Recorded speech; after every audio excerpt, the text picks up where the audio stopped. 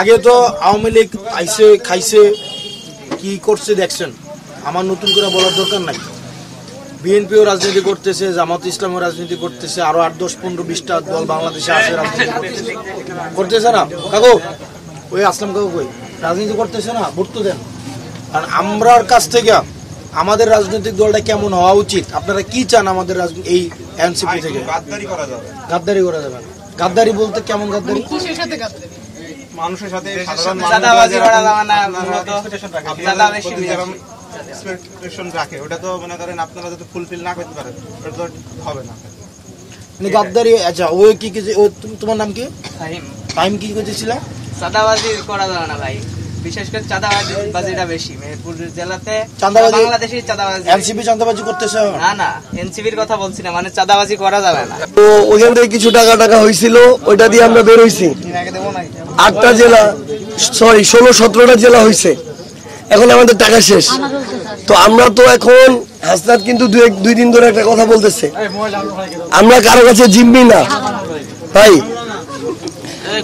আমরা তো কারো কাছে জিম্মি না, এই জন্য যেটা দরকার ওইটা বলতে পারি। কিন্তু আমাদের দলের চলার জন্য তো টাকাও দরকার, এটাই বাস্তব কথা। তো এটা আমরা কিভাবে জনগণের কাছে থেকে ম্যানেজ করতে পারি? চাল ব্যবসা করে বাংলাদেশের এই চালের সিন্ডিকেট হচ্ছে চালায়, ওর থেকে টাকা আনবে 10 কোটি। আইনা কি করবে, নাম যে হোক 10 কোটি টাকা আনবে আইনা। ও যখন সরকার গঠন করব তখন ওই চাল ব্যবসায়ী প্রতিষ্ঠান চালের দাম ধরেন 40 টাকা ছিল 60 টাকা করে ফেলে, তখন ওই রাজনৈতিক দল কিছু কইতে পারে না, কারণ সে তো ওই প্রতিষ্ঠান থেকে কি আনছে, টাকা আনছে, তাই না? খাইয়া রাখছে আগে, যেহেতু খাইয়া রাখছে এই কারণে আর কথা কইতে পারে না, বুঝছেন? এখন আমরা সিদ্ধান্ত নিছি আমরা এরকম ব্যবসায়ী থেকে আমরা কি নিব না, টাকা নিব না। আমরা হচ্ছে কি জনগণ থেকে কি করব, টাকা নিব, যাতে করে জনগণ 5, 10, 20, 50, 100 টাকা করে দিবে, এবং আমরা ব্যবসায়ীদের কাছে আর মাথা নত করবো না। এদের নীতি নির্ধারণ করে না, এগুলাতে আর আমরা মাথা নত করবো না। ব্যবসায়ী থেকে টাকা নিয়ে কি জনগণের রাজনীতি করা যাবে?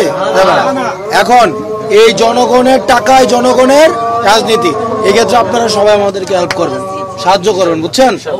যাতে করে আমরা জনগণের জন্য কাজ করতে পারি, যাতে করে আর কোনো রাজনৈতিক দল ব্যবসায়ীর কাছে নিজেকে বিক্রি করে না দেয়, যাতে করে নীতি নির্ধারণের ক্ষেত্রে ব্যবসায়ীদেরকে সুযোগ না দেয়, জনগণের সুযোগটা যেন কি রাখে, মাথায় রাখে।